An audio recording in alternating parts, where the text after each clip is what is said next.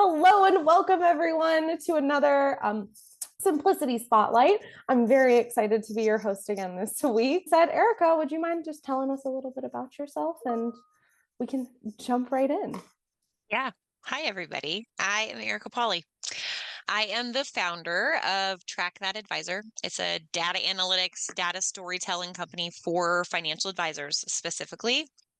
And I say founder, and I'm very clear on that because I'm actually not even our company's CEO. And the reason for that is because I don't love the entrepreneurship side. I don't love the business growth side. I love data. I love what it can do for us. I love how it works. I love explaining it to people. I love being a resource and teaching on it. And so that is what I do. I teach my clients about it. I come on webinars, podcasts, and just hopefully bring light to what data can do and how it can help us make business decisions, particularly in the financial advisory world. So that's what I'm bringing to you today. I've titled my talk Understanding Your Numbers, and we crossed out knowing because there's a buzzword right now and it's know your numbers, know your numbers, know your numbers. And I laugh at that because you can know them until you're blue in the face, but if you don't understand like how to use them or how you got there or how they work with the other numbers, it's not going to do you much good. So today we're going to talk about understanding numbers and, what to look at and how they all interact with one another. So welcome. I'm excited to be here. And Erica, thank you so much again. We're so excited that you are here. I won't waste any more time. I'm going to give you the ability, or if you can steal the screen from me, and we'll go ahead and get started. But thank you so All much right. for being here and joining us today because we're super thankful that you are. Good. I'm glad to be here.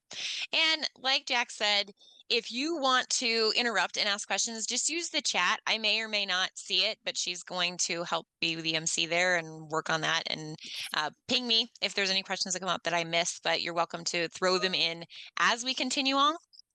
But yes, today we're going to talk about understanding your numbers. Before we get started, I want to do a little bit of a data compilation. So, Jack, I'm going to hand it back to you and you tell them what we're looking for today on this poll. A couple of them. Excellent. So we prepared a couple of polls for you all because we want to get to know you a little bit better. So there's a couple that are on your screen right now. One of them is just telling us kind of what your role is, and the other is asking, how do you track your data? Or do you track your data? Because no is a perfectly fine answer. My answer would probably be no. Yeah.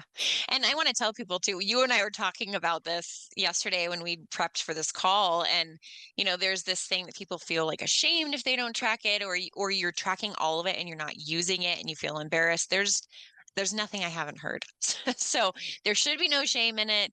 It's a relatively new thing from really using the data. I think people have always tried to track in the past, but really using it to make business decisions is a fairly new thing in our industry, which is crazy to me. But it is. So there's no shame in what your answer is. Thank you, Erica. That was so nice of you to kind of clear the air right before you get started. While we're waiting for these poll numbers to come in, I'm curious, do you ever meet anyone who has been tracking their data, but nobody ever really taught them or went into depth about their data? So they don't really know what they're tracking. They just know that they need to track it in a particular process. Yes, all the time. And Okay. we see people who have 50 spreadsheets or 50 tabs in one spreadsheet. And I love the heart behind it because they know it should be important, right? Like we all have this, like, I know I'm going to need this, or I know they're going to ask me about this, or I know some point this is going to come up again.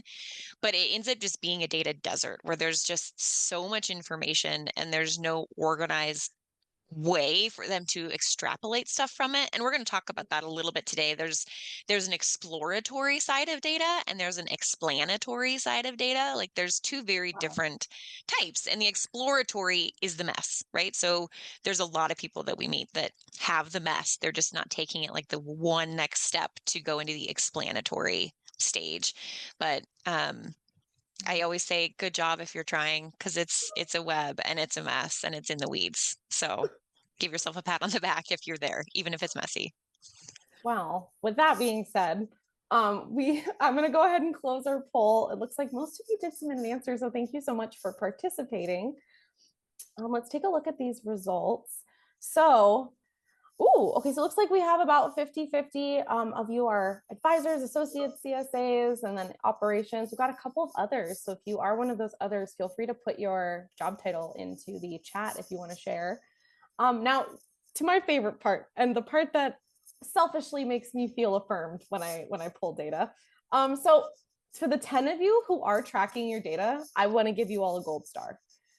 To the 4 of you who said no, I also want to give you a gold star for honesty. I love that 11 said like they're kind of tracking their data. I don't know about you, Erica, but if anybody feels brave enough to put in their chat what kind of means to you, like are you pulling some reports?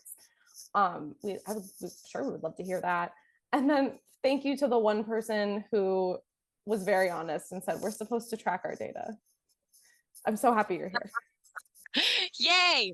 Hopefully I'll light a fire. Oh, this is fascinating. Guys, I love data. So, cool. Thanks for sharing this. This is awesome. And yeah, it's good to see kind of the room. We've got like a 30, 60, 40, 60 split. Okay.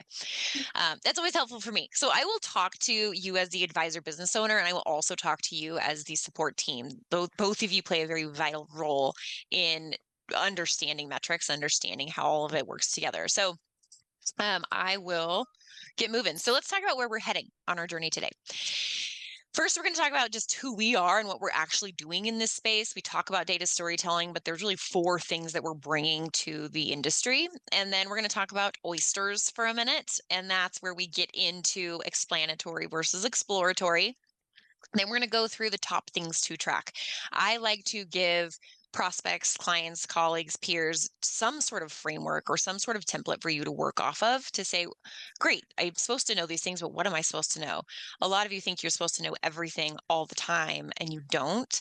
And that's not really that important. So we're going to talk about that and really the top things to look at and kind of when in your sales cycle, what we should be looking at as well. So it leads us to a starting place. Or for those of you that are tracking, maybe it's going to help you dumb it down a little bit and simplify and get a little bit more focused and honed in on what you should be looking at.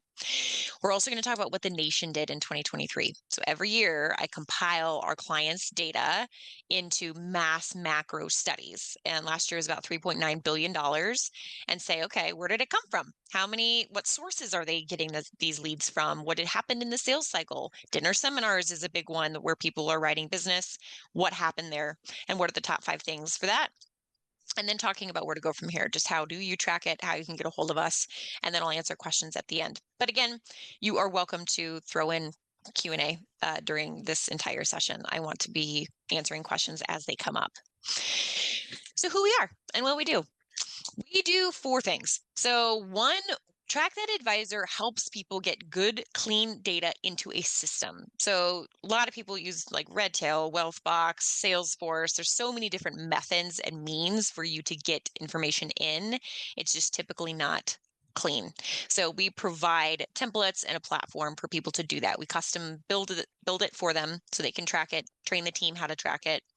Then secondarily, we provide reporting and dashboards. So again, we kind of know what's most important, what's going to lead you down your data journey. And so we're giving you dashboards. Where is business coming from? ROIs, sales process, KPIs, all of that gets built into your system for you. Third, we do monthly auditing and cleaning of your data. So we are literally looking at all of our clients' data every single month and pinging the team on what's inconsistent, what's inaccurate, how it's skewing reports, or we're just fixing things that have broken throughout the month. And then lastly, we tell everyone what it means. So that's what I'm doing today, is just really talking about telling people what data is saying. And this is where, again, exploratory versus explanatory. We're going to talk about that next when we talk about oysters. So that is us. That's what we do. That's what we're bringing to the industry. Oysters. So this came from a book called Storytelling with Data. And yes, there's actually books written on data storytelling. I am that big of a nerd that I've read a lot of them. It's a great book if you're into this and a nerd like me, but oysters.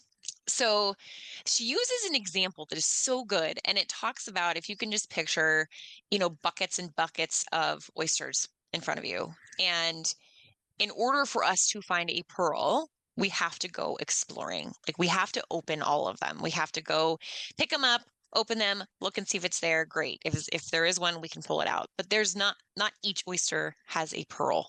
I want you to think about your data that way. For those of you that are tracking, and those of you who are thinking about maybe trying to do it. There is a misconception in our industry, and I've said this already, that you need all the data points all the time. And it isn't true. We need to find specific pearls every once in a while and pull them out and extrapolate them and create stories from them. And those bring value. And they're probably different, like every 6 months. If you're working on one thing right now and we get that worked out, that's no longer an issue. That's no longer a pearl that we need to be focusing on. So, how I want you to think about understanding your numbers versus knowing them is going through data, exploring it, looking at what your stick rates are, looking at your set first meetings, looking at the number of new clients. Pay attention to all of those, explore them, and then start identifying which ones matter, which ones are low compared to industry benchmarks, which ones do you feel like there is a problem with a process in your office. Those will be the pearls. Those will be the things we can pull out and identify and work on. Because the truth is, we can't do everything all the time. So particularly with tracking and process, right? Like we're companies, we're trying to sell, we're trying to manage, we're trying to do a lot of other things. So think of it like that. Think of oysters and pearls. That is the exploration of data versus the explanation of data.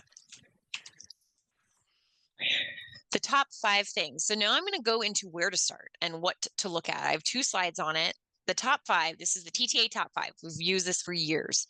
Stick rate. Stick rate is measuring the number of people who set a meeting in your office, what percentage of them are keeping it. Very, very plain and simple. So how many people are showing up for first meeting in your office? If you want to get fancy, you can look at it by marketing funnel, right? Like, is there a certain funnel, a demographic of people who are sticking at a higher rate? Is it, if you're a multiple advisory practice, is there a specific advisor that they're sticking with more? But for starters, just get your overall baseline of new leads coming in. That's the first one. Number 2 is close rate. This is definitions really matter here because I hear advisors talk all the time and some will say, I've got a 50% close rate, or just get them in front of me and I'll close them. So the benchmark for a close rate is 30%. What we're looking at here is of the people that sit with you in a first meeting, what percent of those will become a client? 30% is national average. It actually was a little bit lower last year, but 30% is the benchmark. And I didn't mention that for stick rate. Stick rate benchmark is a 70%. 70% of the people who book a meeting with you first should be keeping it. Next, we'll move to average case size. You should know the average case size of a household that's coming to your firm. 1, it's for planning from an avatar client standpoint, but 2, that tells us a lot, right? We shouldn't just know it. What does it tell us? If we have lower average case sizes, we can be a little bit more transactional. Business moves a lot quicker. If we have higher average case sizes, it takes a lot longer. Our close rates are lower. There's a lot of things that come into play here. They all connect. So knowing your average case size and understanding how it's messing with your data is wildly important. The next is cost per clients or acquisition costs. What is it costing us? Looking at it by source is level 2, but if we're just staying high level and looking through what is it costing us to get one new client onto our firm, fantastic. Let's figure that one out. Pending leads.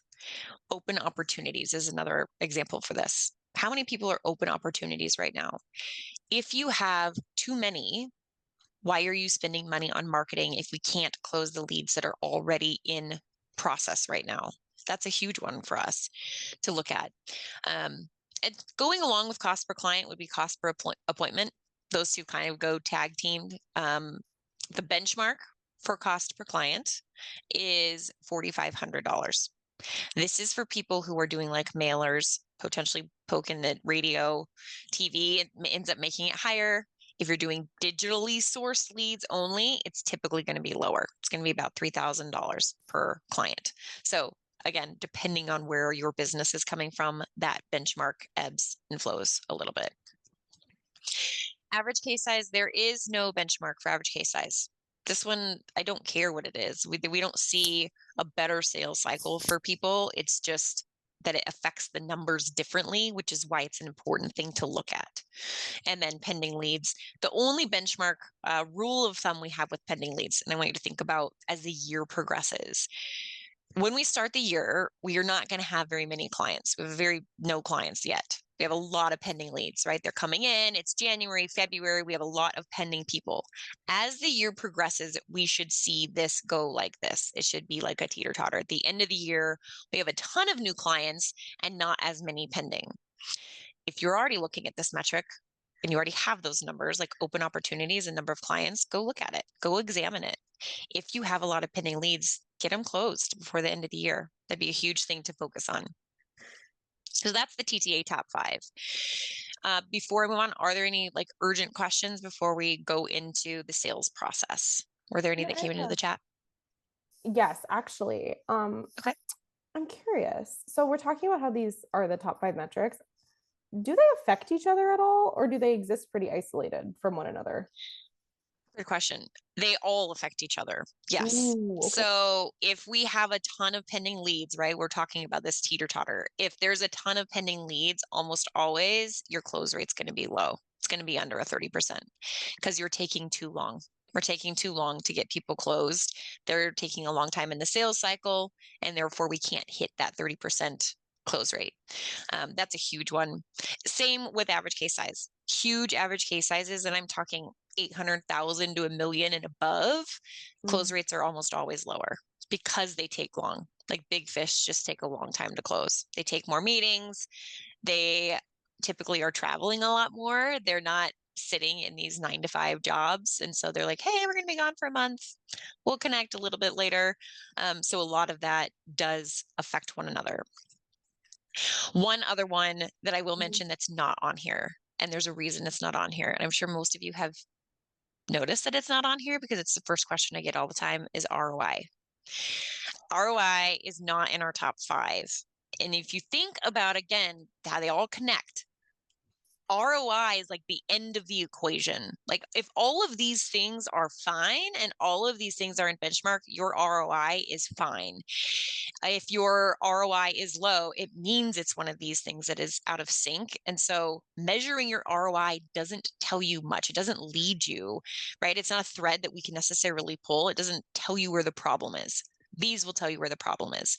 So if you're trying really, really hard to track ROI, or you've been told that's the number one thing, I will politely disagree with that. And whoever told you that is welcome to email me and we can have a fantastic conversation about it. But it's not in our top 5. Before I feed you Sarah's question, I'm curious. I think all opinions come from somewhere, Erica. Have you been told a lot that ROI is important? Yes. Okay. When we work with clients, they're like, the reason why we want to come to you is I need to know my ROI. Like that is the first thing they'll say is I just don't know my ROI. And I'm like, I get that. And we provide that, right? Like that is on our dashboards. We're not completely withholding it from people. But it's not an indicator. It's not an indicator of much. The other day, here's a good example. Sorry, I got a frog in my throat. I did a coaching call with a client and his ROI was fine. His ROI was sitting at like a $3 ROI, which we have lots of benchmarks there. But his cost per client was $9,000 and our benchmark's 4,500. And he was doing only digital leads. So these digital leads are cheap. And so therefore, and he had a really high average case size. So he didn't have to write that many people for his ROI to be good, but he really needed a lot more leads than he was getting. He had like a 14% conversion at seminars. So again, ROI is just not, it doesn't help us. Like we have to know all the other things that are playing into that because it's a little bit misleading. Wow. Thank you so much for sharing that case study. Yeah. If anybody in the audience, like Erica said, she put your mind at ease today because you can put ROI to bed or maybe like send it off to, wow, I was going with like a boarding school reference there for a second, but just take it A to timeout chair, maybe? Yeah, put it in the Put timeout it in chair. I the don't know why timeout it went chair. to children, but that's fine. Sarah had a great question though that I think is totally on topic for what we're discussing. Sarah said, we have opportunities that we've benched because they aren't ready to be clients yet. Do you consider those pending leads? Oh, such a good question. Yes, but I would say have a process for that. So what we tell people is have a timeline, have some sort of like, hey, at this point, we call them a hard no, and we put them on a drip or a nurture campaign, Ooh. and then they go into that now. So we don't want to lose them, and I get that, but at this point in the year, we were just had a coaching call last week, and they had people from January that were pending, and I'm like, are they really actively in the sales cycle though? Like if they're not, move them to drip, move them to lead nurture, move them to something so that you're still in touch with them, but they would technically be marked as a no because we need the pending leads metric to be accurate. And accurate means they're actively in the sales cycle. But that's a great question. We get that question all the time. Yeah. If I could just piggyback on what you said, Erica, for just a quick second, this is Yeah. another reason why it's important to have a segmentation for your prospects in your CRM, because that way you can mark if they're a hot prospect or if they're cold. So that way you can continue to drip on them, but they're segmented away from your active prospect list. So if you're not doing that currently, I highly recommend it. But Erica, I know we've got off on a tangent. Let's hear about our wonderful sales process. I'm so excited. Yes. No, that's fine. And I agree with you on segmenting. So this would be the second set of things to start looking at if you're not, or if you already are, to give it a home and give it a little bit of a framework. So it's not just a web of data. So this is what we call the prospect story. This is what we're most known for, is looking at the sales cycle and the sales process. These are benchmarks. So plot it on a graph. If you can do all of your firm's data, awesome. If you can break it out by source, awesome. If you can break it out by advisor, even better, because we can see who might need a little TLC in their sales process. But looking at stick rate for the first 70%, we should be moving 55% of those leads to set a second meeting, like just get on the calendar. So I'm not even talking about them keeping it yet. This is just one method of great, get them on the calendar. 55% of those people should be moving. Then 80% of them should keep the second meeting. And then we have two close rates. The first one is kept first to client, which I talked about earlier, is of everyone who keeps the first, what percent become a client, and then kept second to client. For some of you, this might be kept third to client. What it's measuring is when you come in with the close, when we are dropping the hammer, when we're asking for a commitment, when we want to do the deal, what percent of those people are saying yes? A lot of our clients close on a second meeting and do implementation on the third, but some people close on a third or a fourth. All I will say here is have a process. It's important because if you say sometimes we close on a first and sometimes it's a second, but then sometimes we move to a third, that kills you on close rates. And I've done so many studies for our clients to say, okay, is it more advantageous for them to move to a third, or is it more advantageous to close on the second and cut their losses? And we've done probably 5, and 3 out of 5, it was more advantageous for them to just close on the second and cut their losses. So play with that, right? Like this is where we can play with data. Do an experiment, track it, understand what's happening. If we move them to a fourth, are we closing them at a higher rate, or did we just waste 4 hours of our time? So that's a big one right here. The skep second to client. Ooh. And Erica, I'm so sorry. Can I chime in really quick? Yeah. I heard you say it's important to have a process. Do you recommend writing this process down or just like having it exist just in the ether? As long as you have one, it's just good to have one. Yeah, writing it down is the start for sure. For any office that's trying to grow and scale, Mm. eventually you're going to have staff and eventually you're going to have other advisors. And if this isn't written down and you just think they're going to follow your path, they're not. I mean, I've done enough coaching where you're like, well, I told them this is what we do. But I'm like, yeah, but they're closing in a first because they're hungry and they're excited and they want the commission or whatever it is. That's when we run into problems. So I do recommend writing it down. The whole office should know the process.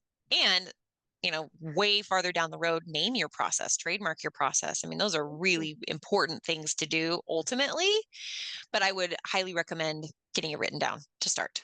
Yes. Even if you're maybe like a single practitioner, would you still recommend writing it down? Yeah, for your own base, because I think sometimes specifically the single offices, you don't want to let the lead go. Like you don't want to lose it. You're so hungry for it and you're like, "Oh, maybe I will." But do the math. And that's why I say, like, we can play with data, right? That's the exploratory side to say, okay, of all those ones I let move to a fourth or a fifth, what percent did I close? And then do an experiment and do close on a second and let them go. Let them go if they don't, and study it. Study the two differences.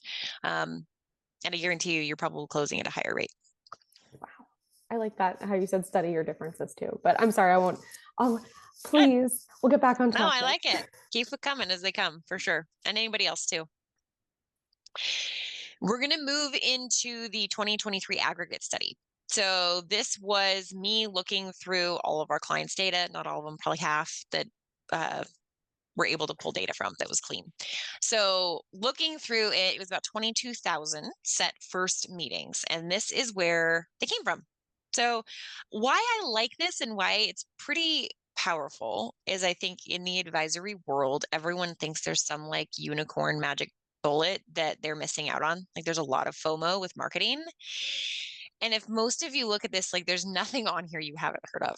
Like there's not this one shining source. You're like, oh my gosh, I didn't know that was working for everybody. And it's, I haven't even tried it. It's dinner seminars, it's referrals, it's educational workshops, it's radio and TV. Like that might be for bigger practices. And I will say our average office is writing about 50 million in new business per year. So between annuities and managed money. So the solo practices, if you're sitting at, 5 to 10, you're probably still more that optimized range where it's referrals, maybe dialing in like dinner seminars, maybe also doing digital. That's very normal. That's not abnormal. So know that. But for our bigger offices that we have, I mean, our largest office is 250 million last year. So they're doing radio, they're doing TV, they're doing YouTube, they're doing all the things, but there's nothing on here that's new. So I like showing people this, that there isn't a silver bullet. It's just what works for you and how you're studying your data to make it work better for you. One benchmark that I will mention that we want to see is we want to see about 30 to 40% of your business coming from existing clients and referrals. So if you don't have that, I would start looking at where business is coming from, not just leads, but actual production and new business. 30 to 40% should be existing clients and referrals. If it isn't, you're welcome to email me and we can have a very long conversation on why that is. There's always data backing it up, but that's a benchmark to look at. So this is the nation's prospect story. So 2022, this was from a comparison of our 2022 aggregate study. You will see that it did not vary that much year over year. Stick rates were stayed about the same, movement to a second, almost identical, a little bit of a higher kept second meeting stick rate, but our close rates dropped. So they dropped quite substantially. That's a bigger drop than we typically see year over year. Reason for this: most of our offices that we work with are in scale and growing mode. They're in growth mode. So when you go into that, we're hiring newer advisors. This is where process comes into play. They're bringing on these new advisors and we're spending more money and we're working with new demographics of people, and we have new advisors who don't know our process and they cannot close like us. Your sub-advisors, unless you train them well, will not close like you can. And this is a direct result of that. So 90% of our practices were in growth mode. Most of them hired new advisors, and the advisors were struggling to close like the owner or the founder of the firm. So this is more power to why you should write down your process and stick to a process so that when we train people, they can do what you do. But the close rates did drop last year. Now, Erica, I know that you don't have numbers on this, but of Yeah. those offices that you worked with, the ones that did have set processes and procedures, did you see an easier transition versus maybe the offices that didn't have them written down or set in stone, or they were a little bit more ambiguous? Yeah, what we saw was the biggest difference that we see when it's written down and everyone understands it, particularly, is right here, the movement to a second Oh, meeting. okay. Reason why is because when we bring new advisors in, a lot of times I'll hop on a coaching call, and if we don't have a very clear distinction or definition of qualified, this becomes a problem. So we'll have a new Mm, sub advisor who's like, well, I just sat with a lot of non-qualified leads. And if we don't have an understanding there or a process on what is qualified, what isn't qualified, then then there's no conversation point right here, right? Like if they're low and they're saying it was a bunch of non-qual leads, then we have to just believe them. If we can start having definitions and have the process written down to say, okay, well, this is what qualified means, we immediately started seeing this increase and they were moving more to a second meeting. Again, no one's as hungry as the owner. The owners always say, well, it's fine. I'll write. I mean, we can move them. I'll take them, I'll write a $50,000, whatever it is. But usually when we start growing and we have new advisors come in, they write their own rules if it's gray. So yes, this is where we start seeing it. They do much better if we have it written down. Excellent. Something so small as a definition makes such a big difference. It's wild. I know. It's wild. Wow. Okay. Yes. Thank you. Yeah, absolutely. So dinner seminars, I bring this one up just because it's the middle ground, right? So a lot of you who are solo practices, this is typically like the first big like marketing type spend you would do after digital. And then those of you who, even the bigger offices that we work with, they're still doing dinner seminars. So I feel like this is a medium source that we can look at that plays to all fields. So these are the top 5. These are the top 5 for dinner seminars with mailers specifically. I'm not talking digital leads. That's a whole separate source.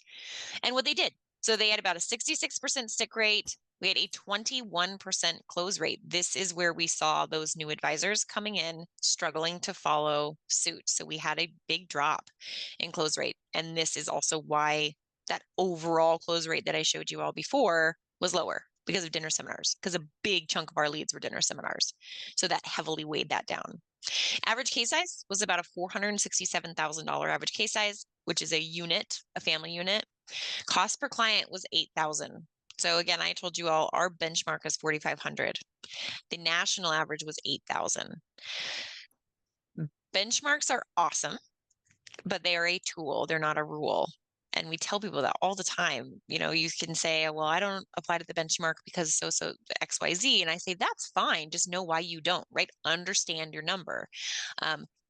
We understood the cost per client was really high because the close was low. That's why. Cost per set. Our benchmark is $1,000. So what this tells us is people were converting just fine last year. They were getting enough appointments. They were filling their calendars with leads. They got enough of what they needed. We just didn't close them like we needed to. And therefore this increased. So that's what that told us. One item to look at that we started focusing on heavily was gap sources. So any of you, digital is a big one for this. Anyone doing like webinars, radio, smart asset, drip list, or lead nurture, any of those types of campaigns are really, really big on this. So it's kind of a complex thing, but I want you to focus on it. If you look at everything you wrote this year in new business, year to date, that's everything. And then you compare it to what you wrote from this year's spend. They're going to be 2 really different numbers. So we write business in January and February. That isn't from this year's spend. That's from last year's spend, right? So we spend money in November. Let's use right now as an example. We're spending money in November and December. Our industry is a very, very long sales cycle. It's like 90 days to get them in, to get them through appointments, to get business written, to get business issued. We realistically aren't going to write those people till next year, but technically they're like 2024 spend. Hopefully everyone's following with me right now. What we did was we started measuring the difference, like how much money got written this year from one specific source, and then how much money was actually from this year's spend. And for these sources in particular, there was a huge gap, 38% actually, which is wild. So what that means is you're spending all this money and writing all this business, and only 38% of the business that you wrote this year is from this year's spend. All the rest of it came from like last year or previous years, especially like the drip list people. They're coming in from before. This is also a huge reminder of why ROI should not be in your top 5. So if you're really measuring ROI for these sources, it's going to appear very low because a lot of the business you're writing this year isn't from this year's spend. I know that one's like super in the weeds, but hopefully you're all hanging with me. So gap source, what I would do and how you can measure that is looking at everything I've written this year for this source, and then everything I've written this year from the current spend on this source. So leads that like literally have come just from January on. They're going to be 2 totally different numbers. Figure out the gap in between. It was 38%. The year before it was, I think it was, oh, I don't want to quote myself wrong. I think it was 16% in 2022. So this is rising, and I think it's going to continue to rise, just the way that the boomers and everyone reacts. They just take a long time. They're wanting to like think on things and study things. And so I think this gap is going to become much bigger. So I like bringing that up. It's a new point. People usually don't look at this, but it's going to really help you feel better about your ROI if it's low, to really look at your gap. And sorry, Erica, just for the sake of clarity, could you define gap one more time for us? Yeah. Gap is the difference between everything you've written this year for January through December. I don't care when you paid for that lead. So you're going to take that number, that's your big number on the top. And then you're going to calculate everything that came from just this year's spend. And then you subtract them. And then that's your gap. It's going to be probably a couple million. And that's really good for you to know, knowing that each year there's probably a couple $1 million worth of new business coming in that was rollover from the previous year. That's a good number to know. And there isn't a benchmark here. It's not good or bad. It's more of just knowing that, like understanding that that's happening in your data. Yeah. It's very empowering. Did that help? Thank you. Absolutely. No, thank you so much Okay. for clarifying. It's a weird one. Yeah, it's a It weird just one. sounds important, and I don't think repetition is a bad thing. So thank you. I'm with you. Yourself. I'm with you. And then the final thing to remember, I love this quote. It says, a monument only says, at least I got this far, while a footprint says, this is where I was when I moved again. So think about data as a never ending journey. Like it is a trek. It is, you're going to focus on something for a little while, and then that becomes a moot point and isn't a issue anymore. And then you're going to continue on. You're going to need certain graphs for a certain amount of time, and then you're going to continue on. Like this isn't a monument. We don't get there and then we end. It is a journey, and keep that in mind.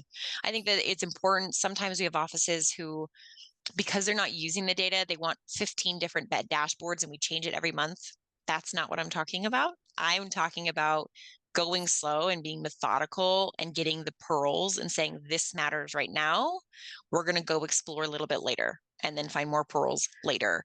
But this is a never ending journey. And hopefully that's encouraging to people too, because I think people see people on stage, or they hear them on LinkedIn, or they hear them in all these places that they have it all figured out. And I'm here to tell you, it doesn't ever end. Like the people who have it figured out are changing 3 months later, and that's part of the process. So know that, and don't be afraid of that, and don't be afraid to continue to move and see it as just another footprint in your journey. So lastly, just where to go from here. Resources. You can follow us on LinkedIn. Track That Advisor is the company name. Molly is our CEO. She's incredible. She's out there. She's probably on LinkedIn more active than I am. But so she's an awesome one to follow. And then I'm there as well. If you're interested in the actual services and what we're doing at Track That Advisor, you can email hello@trackthatadvisor.com. And what that looks like is like a 30-minute meet and greet with me. And I talk through our platform and actually show you what it's doing, hear about roadblocks that you're having and frustrations that you're having to see if we can solve anything for you. And then moving on your own. I have a book. It's called Tracking Your Trek.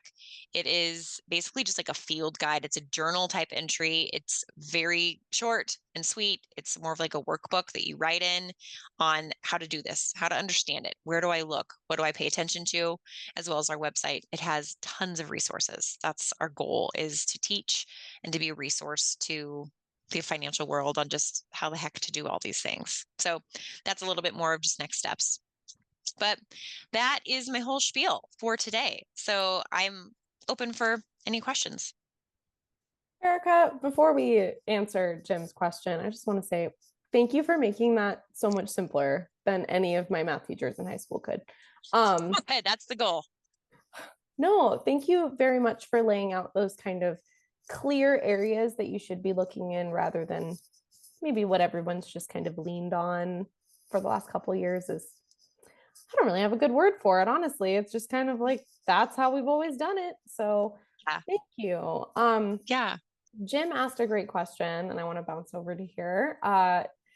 Jim asked, do you have a CRM architecture that you recommend when aggregating this kind of information? Yeah.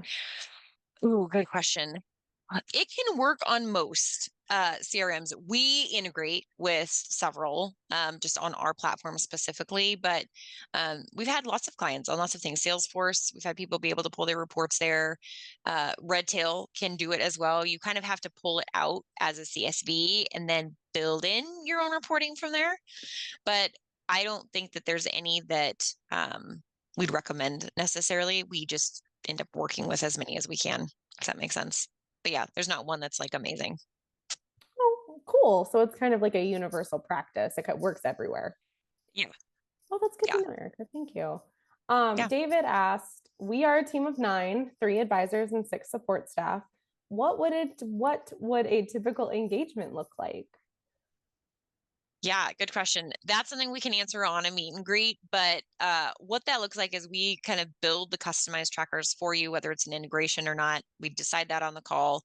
And my support team deals with your support team. So they're training them and helping them get the good data in. And then I'm dealing with the advisor specifically on like, what does this mean? What do I need to look for? There's a lot that and if you wanted to go to our website, go to the services and pricing page, and that will have a lot more information of all the things that we can offer. But we're in contact weekly. Like we have very good relationships with our clients because tracking is a day-to-day thing. So yeah, we'll get to know each other on a first name basis. Yes. Oh, that's so cool. It's kind of on the same note though, actually. Erica, would you mind sharing the last page of your slideshow? Because Mira asked, could you put the info for scheduling a 30-minute call? And Oh yeah. are you approved with LPL? Do you know, Erica? I don't know. That might be a question for our office manager. I want to say no, but I don't know. That's more of my team. I'm gonna write that down actually. That's not the first time I've gotten that question, so I should know that. Sorry.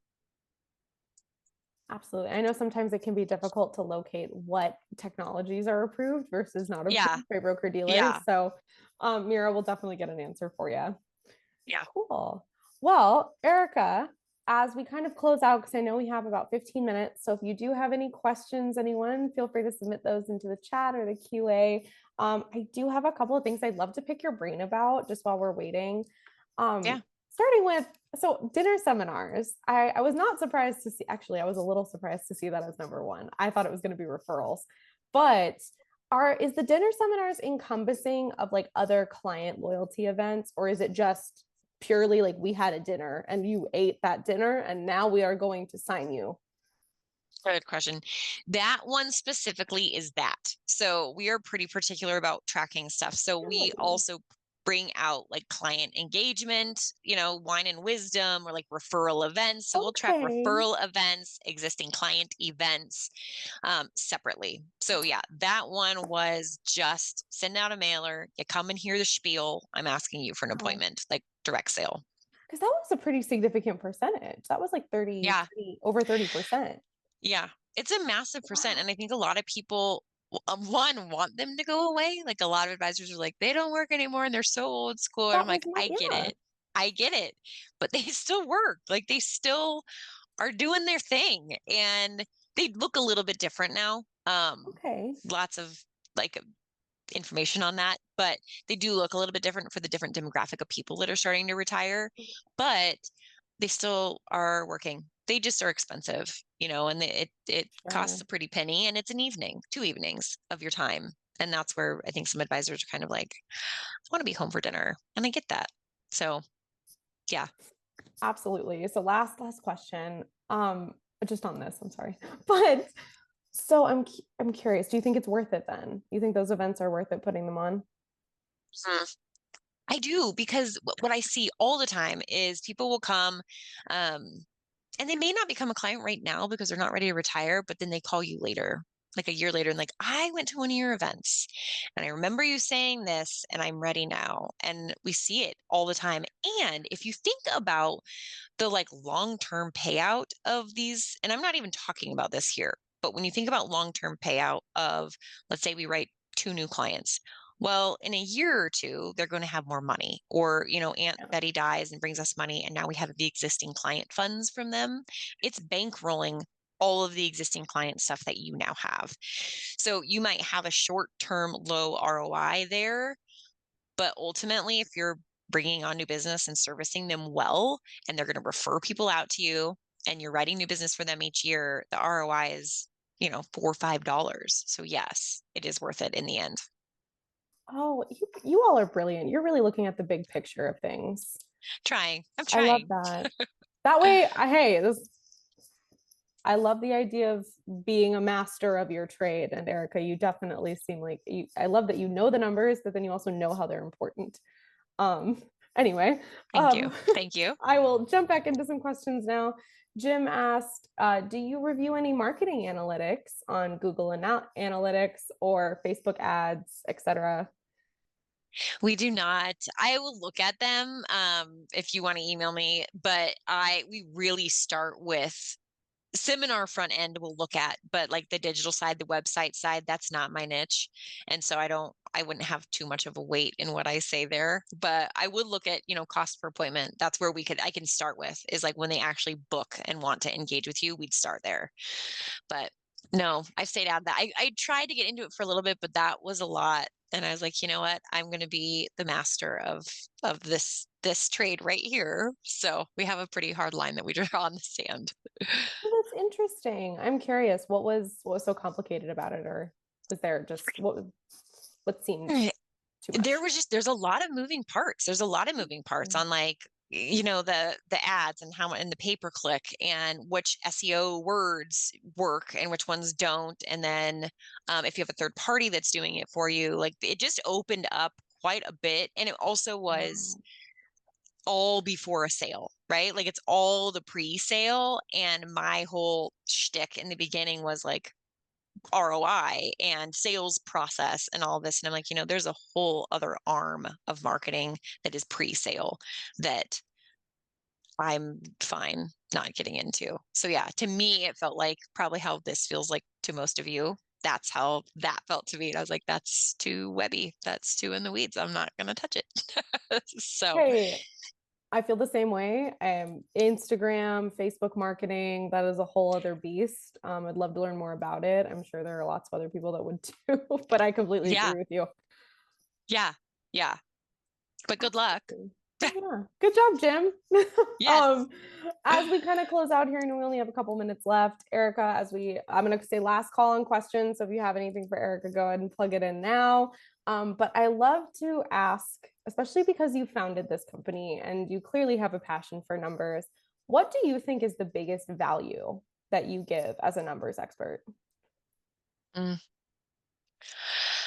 Probably peace of mind.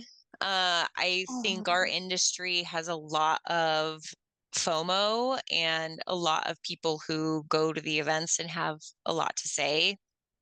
And for me to come in and say, look, so and so saying this from stage, but this is probably what they mean. You're normal. Like, this is fine. I think a lot of advisors are up at 2 a.m. thinking the wheels are falling off, and they're not because they've been misinformed.